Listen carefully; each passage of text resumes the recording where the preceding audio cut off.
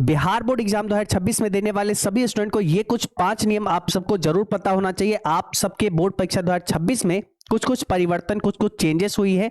हो सकता है इसमें से बहुत सारे नियम ऐसे होंगे जो आपको पता होंगे, कुछ नियम ऐसे होंगे जो आपको बिल्कुल भी नहीं पता होंगे। तो चलिए जी शुरुआत करते हैं, अच्छे से चीजों को समझते हैं। देखो जी, बिहार बोर्ड की अगर बात करें, बिहार बोर्ड की बात करें, 10th और 12th सभी स्टूडेंट इस वीडियो को देखेंगे। बहुत सारे नियम आप सबको पहले ही पता चल गया होगा, कुछ नियम कुछ बच्चे मिस कर गए होंगे, इसलिए हम पांचों नियम को एक साथ ही बना दिए हैं। सभी बच्चे आप सब लोग इस क्लास को फटाफट लाइक कर लीजिए और चैनल को जल्दी से सब्सक्राइब कर लेना है आप सबको, ठीक है, ताकि बिहार बोर्ड का सारा जानकारी आप सबको मिलता रहे। इसलिए सब्सक्राइब अभी कर ही लो सभी लोग, ठीक है। चलो पहला नियम से शुरू करते हैं। फर्स्ट नियम आप सबको है ना, पहला जानकारी हम आप सबको पहले तो ये दे देते हैं कि आप सबको पता होगा एडमिट कार्ड आ चुका है आप सबका, है ना। मतलब बिहार विद्यालय परीक्षा समिति का जो है 2026 में सम्मिलित होने वाले जितने भी स्टूडेंट है सबका एडमिट कार्ड जारी कर दिया है। चाहे बात करें क्लास 10th की, है ना, चाहे बात करें क्लास 10th की या फिर बात करें क्लास 12 की, एडमिट कार्ड आ चुका है। बहुत सारे बच्चे का है ना एडमिट कार्ड मिल चुका होगा। प्रॉपर सिग्नेचर वगैरह ये सब चेक कर लेना है। हाँ, एक चीज और, लेमिनेशन बहुत सारे बच्चे ऐसे होते हैं है ना, लेमिनेशन करवा लेते हैं, मतलब उस पर पन्नी का एक कवर लगवा लेते हैं एडमिट कार्ड के ऊपर। तो ये नहीं करना है, क्योंकि सिग्नेचर वगैरह जो हर दिन आप एग्जाम दोगे तो उसमें जो करवाना होता है वो दिक्कत होगा, ठीक है। इसलिए आपको लेमिनेशन वगैरह ये सब करवाने की जरूरत नहीं है। जब आपका पूरा परीक्षा हो जाएगा तब आप लेमिनेशन वगैरह करवाना। तो आप ये चीज ध्यान रखो, नहीं तो फिर परीक्षा हॉल में उसको लेमिनेशन को हटाना पड़ेगा, ठीक है। तो आपको ये समझ में आ गया। पहला ये जानकारी था कि भाई एडमिट कार्ड आ चुका है। जो बच्चे कलेक्ट नहीं किए होंगे प्लीज जाके अपने स्कूल कॉलेज से कलेक्ट कर लीजिए। चलो दूसरा नियम क्या है आप सबको पता है। दूसरा नियम है कि एग्जाम सेंटर पर पहचान पत्र अनिवार्य कर दिया गया है। यानी परीक्षार्थी को परीक्षा केंद्र पर प्रवेश पत्र के साथ एक फोटो है ना, फोटो युक्त पहचान पत्र लाना अनिवार्य होगा। ऐसा आपको पहचान पत्र लेके जाना होगा जिसमें आपका पहले से फोटो होगा। मतलब हर एक स्टूडेंट जो एग्जाम देने जाएंगे अपने एडमिट कार्ड के साथ में आपको एक ऐसा पहचान पत्र लेके जाना होगा जिसमें आपका फोटो होगा। कहने का मतलब वो आधार कार्ड भी हो सकता है, या कोई स्कूल का ID भी हो सकता है, या फिर कुछ ऐसा डॉक्यूमेंट जिसपे आपका पहले से फोटो हो, वो आपको लेके जाना होगा। तो हम सिंपल बोलेंगे है ना, पहचान पत्र अनिवार्य किया गया। यानी आप सिंपल एक काम करना, अपना स्कूल ID या फिर सबसे अच्छा आधार कार्ड लेके चला जाना।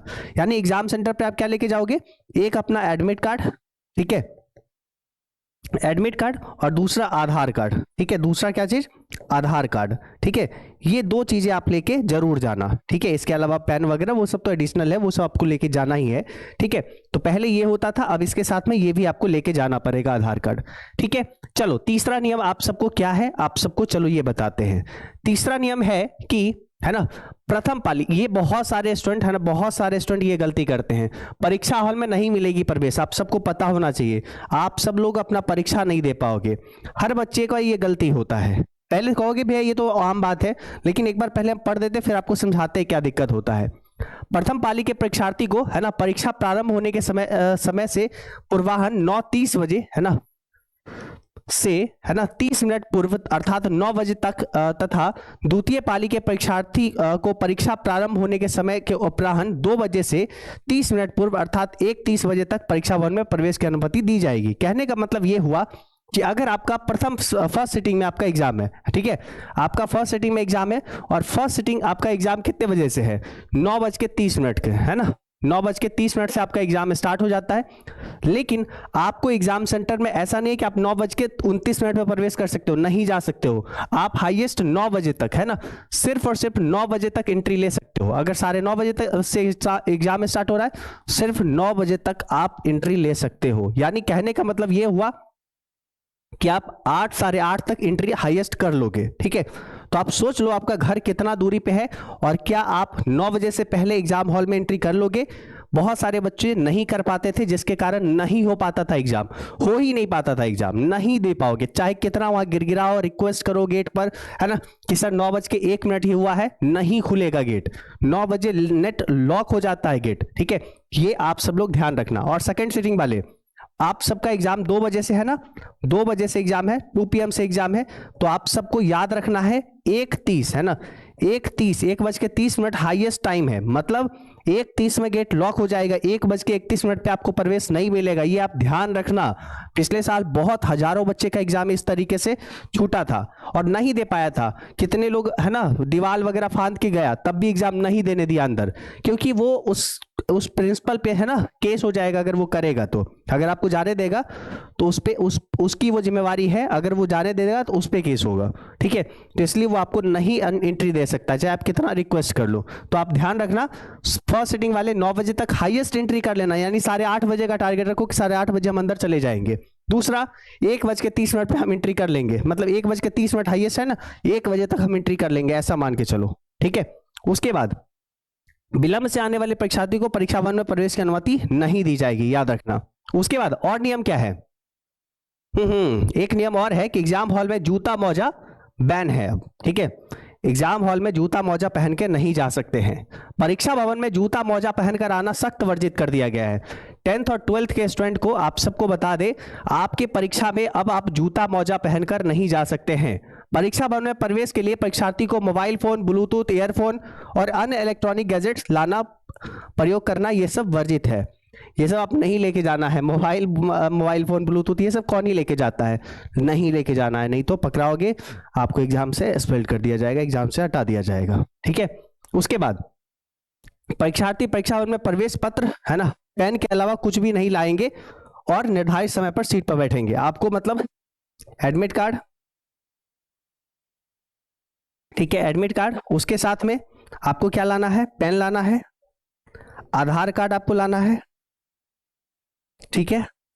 स्केल लेना हो तो ले लेना। पैड जो होता है ना, जो एग्जाम हॉल का पैड होता है, मतलब बोलते हैं उस पे रख के लिखना नहीं अलाउ है, वो सब पैड लेके मत जाना, नहीं तो बाहर में फेंकवा दिया जाएगा। कैलकुलेटर वगैरह अलाउ नहीं है, चाहे मैथ का हो चाहे अकाउंट्स का एग्जाम हो, नहीं ले जा सकते हो। उसके बाद एक और जो नियम है वो क्या है, ये सब समझ लो। आपके हालांकि एडमिट कार्ड पे भी ये कुछ जानकारी है, लेकिन समझ लो चीजों को।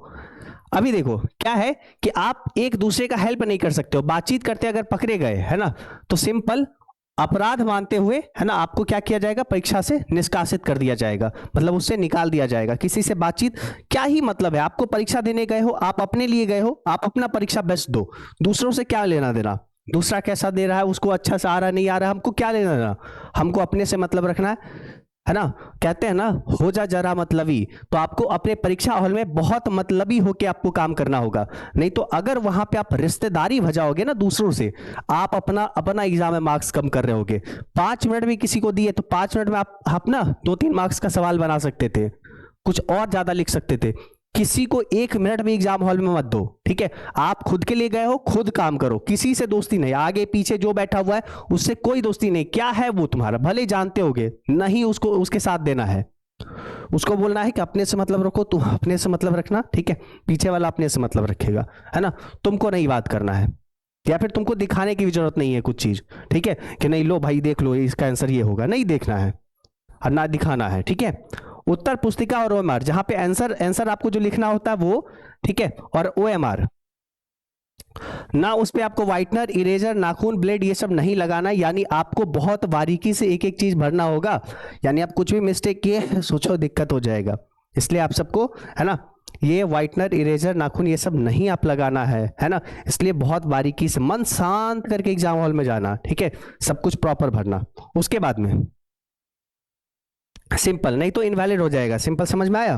परीक्षा प्रारंभ होने से 1 घंटा के अंदर किसी भी परीक्षार्थी को परीक्षा केंद्र से बाहर जाने की अनुमति नहीं होगी। मतलब आप ये सोचोगे कि हम जाते हैं 1 घंटा में ही सब कुछ लिख के बाहर निकल जाते हैं, 1 घंटा के अंदर ही नहीं हो पाएगा। और कोई भी ऐसा क्यों करेगा? पूरा समय यूटिलाइज करना, जितना देर का एग्जाम है 3 घंटा 15 मिनट, 3 घंटा 15 मिनट लगाना, ठीक है। मतलब कुल 3 घंटा का एग्जाम होता है, 15 मिनट पढ़ने के लिए होता है, ठीक है, और अपना वहां से एग्जाम देना, ठीक है। तो ये कुछ आप सबके लिए 5 नियम थे। इसमें से बहुत सारे नियम आपको पहले से पता होंगे, लेकिन आपको आधार कार्ड लेके जाना है, ये आप सबके लिए नया नियम था, पता होगा, पता होना चाहिए आप सबको। कुछ भी पैड वगैरह लेके, एग्जाम पैड वगैरह लेके मत जाना, ठीक है, ये सब ध्यान रखना।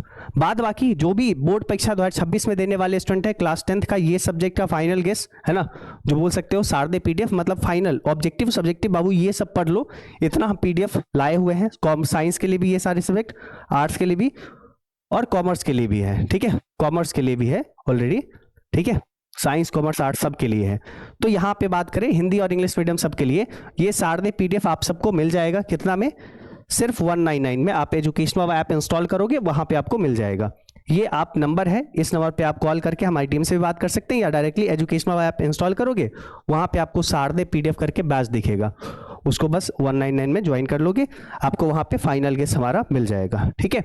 इसके अलावा जो भी स्टूडेंट दो बोर्ड परीक्षा 2027 में बैठने वाले, हमसफर बैच लॉन्च हो गया है। ये हमारे साथ फुल ईयर का बैच होता है, मतलब इस बैच में ज्वाइन करने के बाद जो है ना, कोई और बैच ज्वाइन करने की बिल्कुल जरूरत नहीं पड़ती है। मतलब इस बैच को ज्वाइन कर लिए, आपको कोई और बैच अलग से लेने की जरूरत नहीं, उसके साथ में आपको कहीं और ऑफलाइन वगैरह पढ़ने की जरूरत नहीं पड़ेगी।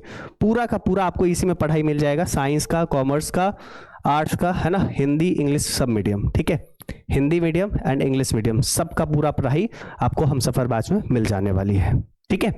तो ये आप सबको जानकारी हम दे दिए। हमसफर बैच आप सब लोग जानते हो, एक क्वालिटी की हम लोग गारंटी देते हैं, है ना, सिर्फ एक कोर्स हम लोग नहीं बनाते हैं, बहुत सारे रिजल्ट इससे आते हैं। और आप सब लोग एजुकेशन वाला ऐप इंस्टॉल करके 27 का भी बैच अपने जूनियर्स को आप खुद, है ना, अगर 27 में देने वाले हो तो ज्वाइन कर सकते हो, ठीक है। तो चलो जी, उम्मीद करते हैं ये नियम, ये सारी चीज आपको अच्छा लगा होगा। कैसा लगा नीचे कमेंट करिएगा, इस वीडियो को लाइक करिए, सभी दोस्तों को शेयर कर दीजिए, चैनल को सब्सक्राइब कर लीजिए, है ना। हम लोग अब मिलते हैं अगले क्लास में, ठीक है। तब तक के लिए टाटा बाय बाय।